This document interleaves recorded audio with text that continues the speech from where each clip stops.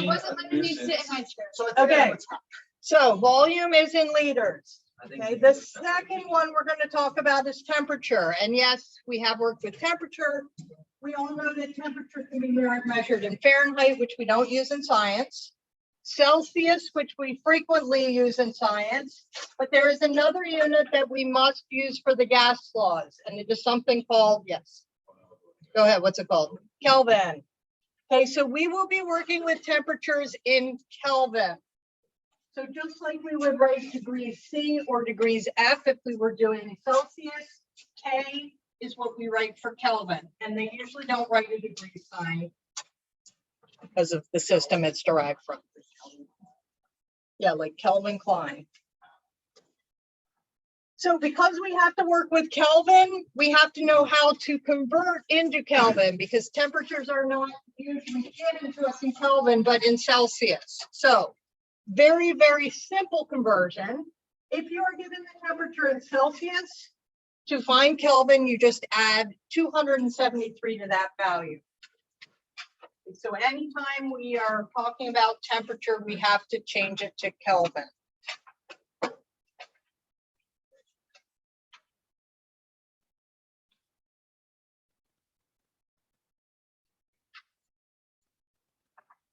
In case you are lost, we're at the bottom of page 2.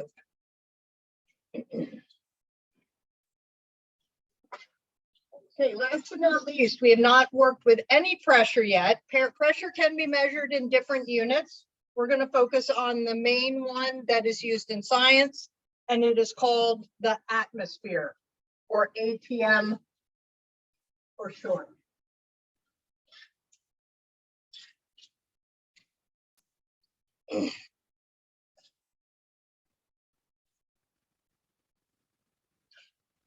The atmosphere is just derived from air pressure. So basically what they said was, well, let's measure the pressure that the air puts on us within our atmosphere at sea level. And we're going to call that 1 atmosphere. So we are at 1 atmosphere right now, give or take a tiny bit because we're not perfectly at sea level.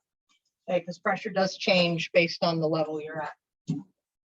Okay, so that's all you need to know. We won't do any conversions with that. You just need to know that when you see ATM, it's talking about the pressure unit. And if you're asked to solve for pressure, your unit that you're going to put with that number will be in atmospheres. All right, now, let's just do quick practice converting between Celsius and Kelvin, because again, usually your numbers, your values for temperature will be given to you in Celsius. And we need to change them to Kelvin. So super straightforward. If you need to change Celsius to Kelvin, you just add 273. So Kelvin is 45 plus 273.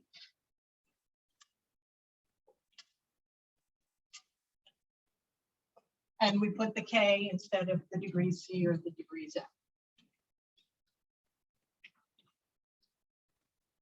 Now, we did do math here, and for those of you that are super sig figs aware, you may be saying, light, warning light, warning light. There's 2 sig figs here. Why do we have 3 here? Why? Not the most number. What operation do we do? Addition. Addition. Chris, what's the rule for addition? You go with decimal places. Okay, so because we are adding, both of these will go to 0 decimal places. So 318 is the correct answer. Okay, just remember that when you change to Kelvin, just whatever math you put in your calculator is the answer. Okay, you don't have to worry about sig figs. Okay, this example, same thing, except this time we're given -5. So we have to add 273, and that would give us 268 Kelvin. Okay, so Kelvin is higher than our Celsius temperature. For those of you that are wondering why we use something called Kelvin instead of Celsius, in a lot of science and math, there are situations where you can't work with negative integers. Okay, so negative values really screw up things. So what they did was they came up with a scale. They figured out what the absolute lowest temperature could possibly be before matter stopped existing. And it's negative 273 Kelvin. So, or negative 273 Celsius. So if you add 273 to all of your Celsius values, you can never have a negative number. 0 Kelvin is the lowest temperature in existence, and it doesn't exist in real life. Okay, so that's why Kelvin scale is, you'll never have a negative Kelvin. 0 is the lowest you can be. But you can have a negative Celsius, so that's why we convert. Any questions about this basic conversion? Okay. Gas laws. So we're going to focus on 4 gas laws. You don't need to have the names, okay, but you do need to be able to recognize when we're using them, okay, and that's going to come from the units themselves. So each of these 4 laws will have a formula associated with it. There's a place in your packet to write the formula. We're going to talk about the relationships within the laws, and then we're going to practice solving them, and I'll give you an example of each. Okay, so first in your packet on page 3, we have Boyle's law. The formula, and I'm going to make these smaller. P1 V1 equals P2 V2. PV, yes, Perfume and Valley. Or Phoenixville. Phoenixville, they're not Oh, no, it's PV. not are two words. They break up. they? Okay, now let me explain what these symbols mean. Unlike in chemical formulas where the subscripts represent a value, like if we had Ca2, that would tell us there were 2 calciums. In this example, the numbers are not a mathematical function. Okay, they're an identifier, meaning that this means that this P value and this V value come from the same place. Or for example, perhaps this was the starting pressure and the starting volume, and this might be the final pressure and the final volume. Okay, so mathematically, you don't do anything with those numbers. It's just how we represent them in the formula. The P will stand for our pressure values. The V will stand for our volume values, and the same on the other side. Okay, so essentially we're going to look and see what happens if we change the pressure or volume, how that relates to a start versus an end pressure and volume. All right, so what Boyle's law states is that the volume of a gas decreases as the pressure of the gas increases. So as pressure increases, volume decreases. Or you could say as pressure decreases, volume increases. We call this an inverse relationship or an inversely proportional relationship, meaning when one goes up, the other one goes down. So they're opposites.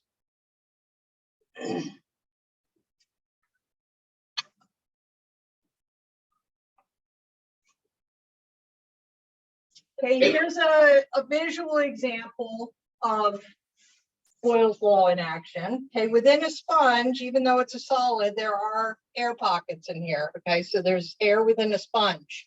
Right now it's at atmospheric pressure. If I squeeze it, I'm going to increase the pressure.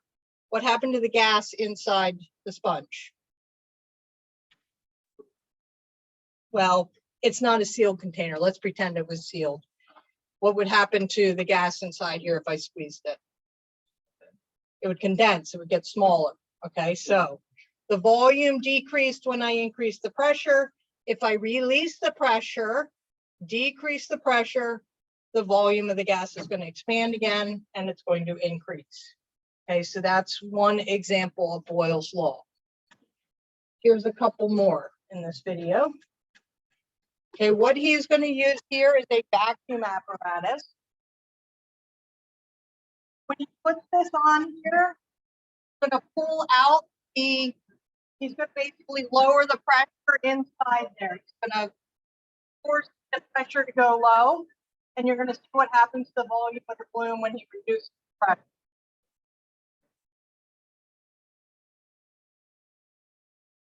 So he's decreasing the pressure and the volume's increasing inside the balloon. When he pushes the button on the top, it's gonna increase the pressure again back to the regular level.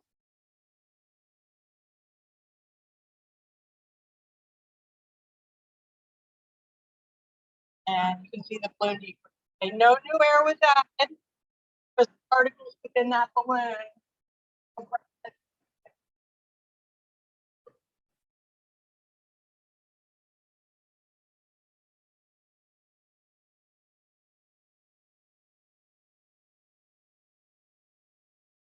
Now he's going to do the same thing with marshmallow. Do this with shaving cream as well.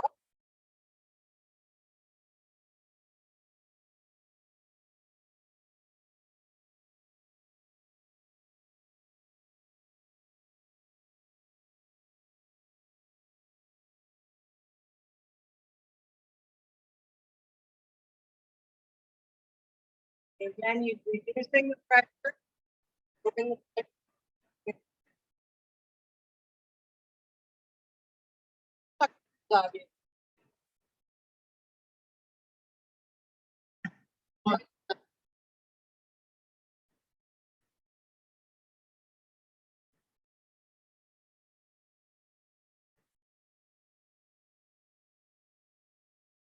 and please keep the pressure high.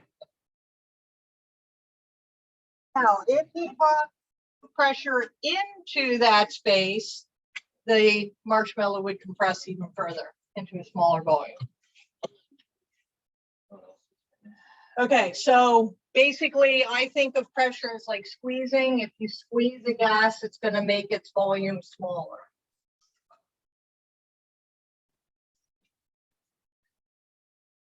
All right, now how do we use this mathematically? So we're going to see lots of word problems. So we're going to have 4 different formulas, and you're going to have to identify based on the variables in your problem which formula you're going to use. And then it's just going to be a matter of plugging it in and solving. So one of the things I'm going to spend some time with is identifying units. Okay, so first, we're just going to do with Boyle's law. So we only have one formula here, so we know which one to use. But if we didn't, how would we know which formula to use? Well, we have to look at what's given to us so that we know which of our properties we're looking at. Are we looking at pressure, temperature, or volume, and in what combination? So start by going through.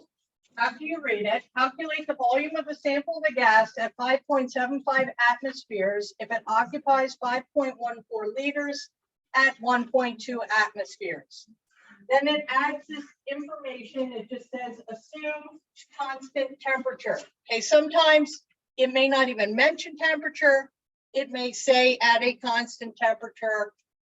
If something is constant, it means it's not changing, meaning it is not a variable. And we only list the things that are changing in our problem.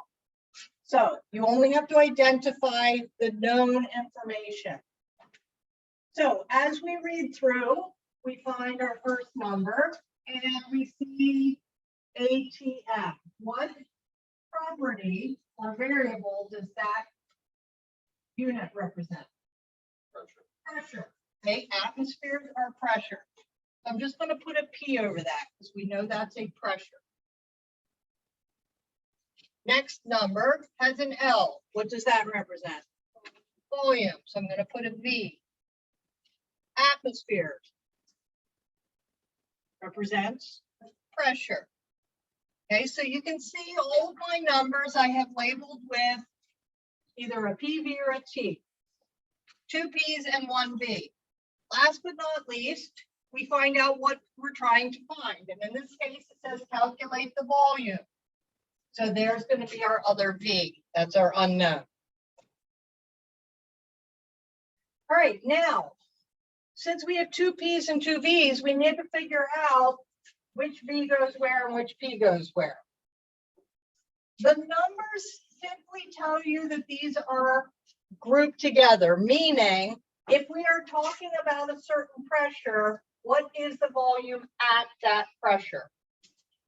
And same thing over here. So as you read through, you have to be careful to pick out the related items. So for example, it says calculate the volume D of a sample gas at this pressure.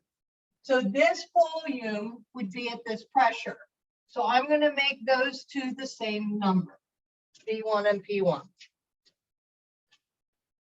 If it occupies this volume at this pressure, so I'm going to make those my twos. I could have made this V2 and P2 and this P1 and this P1. It wouldn't matter, but these two have to have the same number and these two have to have the same number. Now you just plug them into the formula. So once you've identified where everything goes, you just plug them in.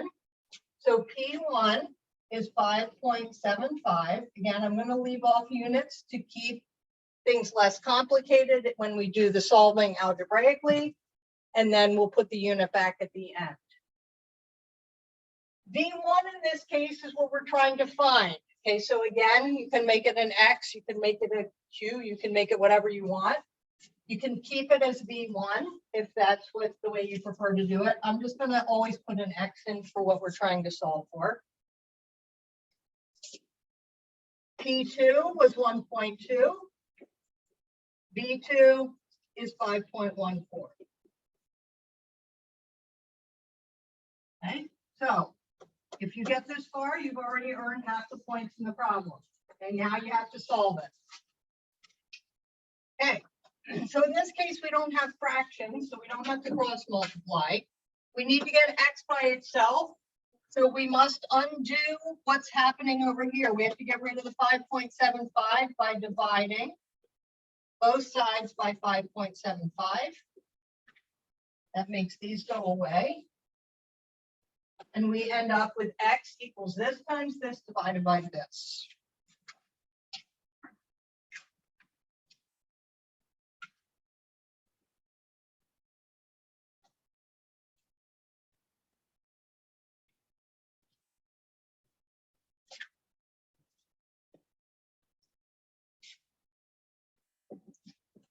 Okay, so calculator gives us a very big number.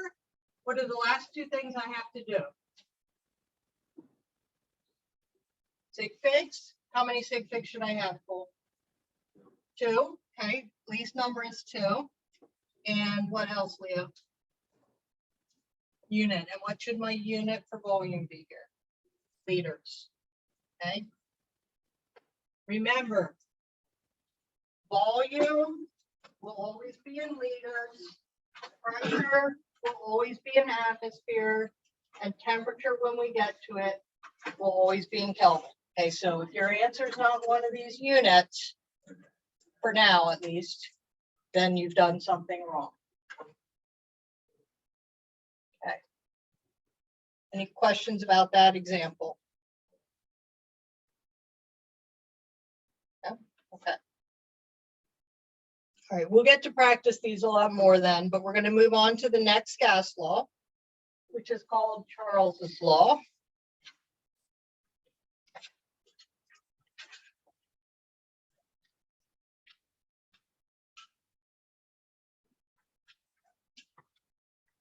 Charles's law is going to relate volume and temperature. Okay, so the formula is V1 divided by T1 equals V2 divided by T2.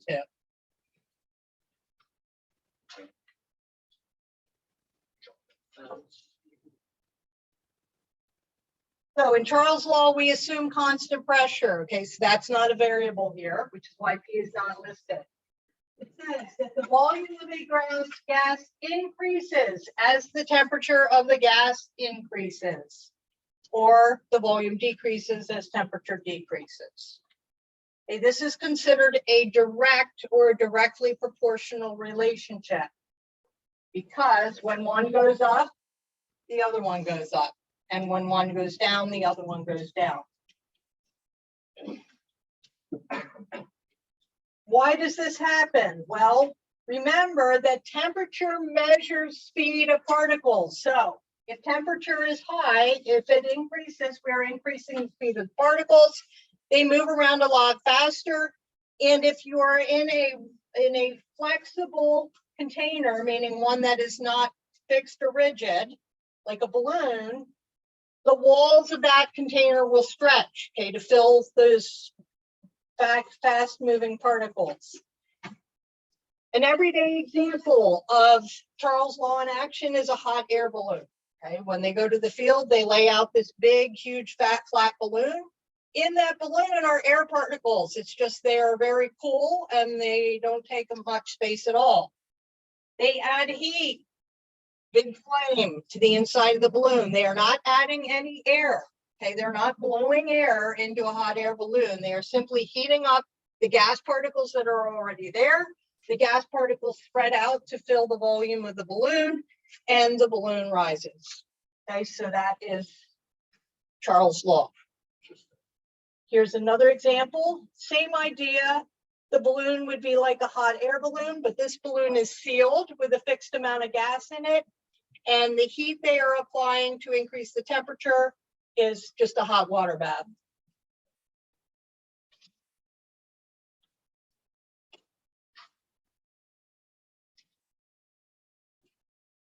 Okay, so there's our heat source.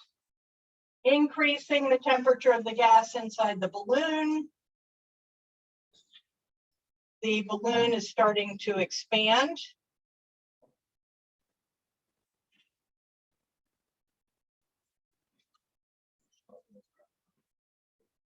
Eventually it would pop out of there, but just because of the pressure building up under it. Okay, they just show it again there.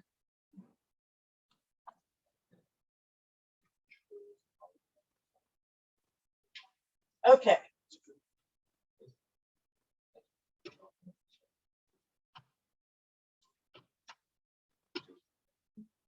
Charles' law example. Okay, a sample of gas originally occupies 29.1 liters at 0.0 degrees Celsius. What is its new volume in milliliters? Did I change yours to liters? We're on page 4, by the way, in case you didn't figure that out. Oh, it just says, what is its new volume? Okay, we're going to cross out the volume. What is its new volume when it is heated to 15 degrees Celsius? Okay, and again, I put here assume constant pressure, but it didn't even mention pressure, so you should know there's no pressure in this problem. Okay, so step 1, identify what variables you're working with. So here we have an L. We know that is a volume. Here we have a C. What does C represent? Temperature. Okay, we'll have to do a little conversion here, but we'll do that then. What is its new volume, V, when it is heated to this temperature? Okay, so now we have V's and T's. So if you had all your gas laws in front of you, you would say, okay, which one has V's and T's in it? Here we go. This is the one we're going to use. And you will have the gas laws in front of you. All right, so now we have to figure out which are related to each other, meaning which two occur at the same place. So it says a sample of gas originally occupies this volume at this temperature. So there you go. They are together. What is the new volume when it is heated to the new temperature? So now we plug in. However, you must always convert temperatures from Celsius into Kelvin. And if you put Celsius in, it's wrong. So before we plug our T's in, let's convert those into Kelvin. So T1 is going to be 0 plus 273, which is 273. 15 is 15 plus 273. So that is 288. Okay, so now these are our new P's. Because we have to have them in color.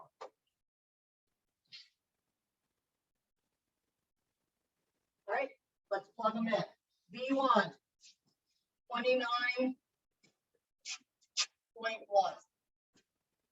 T1, 273. V2 is what we don't know. T2 is 288. A, when we have two fractions, how can we solve?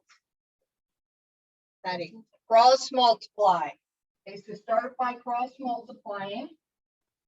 And we get 273 times x equals 29.1 times 288.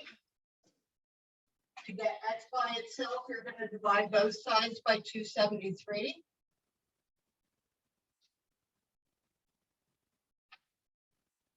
And you put it in your calculator.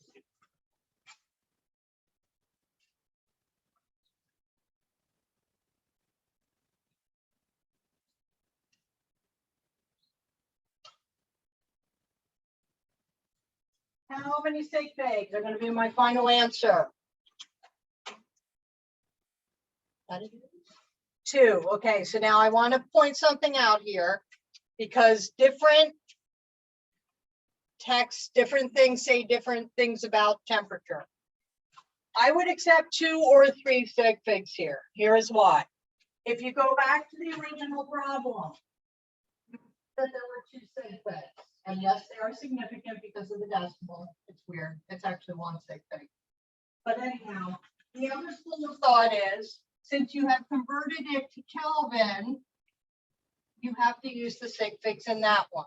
Okay, so I'm going to be pretty lenient with these as long as you pick one of them. Either use your temperature in Kelvin as your sig figs or the other one, but it's always going to be the lowest. So this one